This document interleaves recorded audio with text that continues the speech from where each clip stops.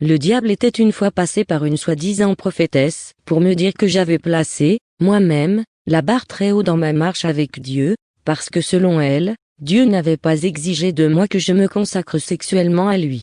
Je précise bien, pour ceux qui auront du mal à me comprendre, que Dieu n'est pas sexuel. Il s'agit tout simplement, en ce qui me concerne, d'une consécration physique totale, comme cela devrait se passer pour les bonnes sœurs chez les catholiques.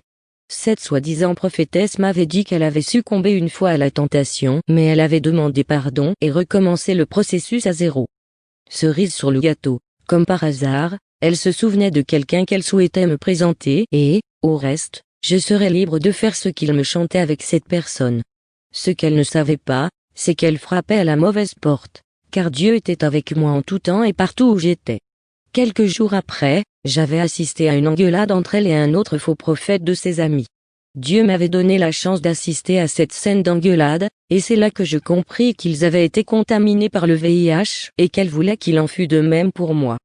En effet, la mission macabre de cet infiltré dans l'Église consistait à contaminer tous ceux qui servaient Dieu, en esprit et en vérité.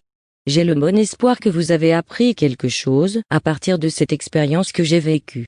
Eh oui, bien-aimés, le péché conduit assurément à la mort, et, quant au sexe, on aurait eu beau ne pas le pratiquer, à partir du moment où on a convoité quelqu'un, l'acte est déjà commis. Ce n'est pas parce que l'on est très fort ou que l'on n'est pas tenté que l'on ne peut pas devenir servante de l'Éternel. Tout le monde est tenté puisque nous ne sommes que des humains. Dieu nous montre, par là, que nous avons tous des faiblesses. Ne vous dites donc pas, comme beaucoup le font, que l'esprit est bien disposé mais la chair est faible. Comprenez plutôt que Dieu est 3 fois saint et qu'il ne tolère pas le péché.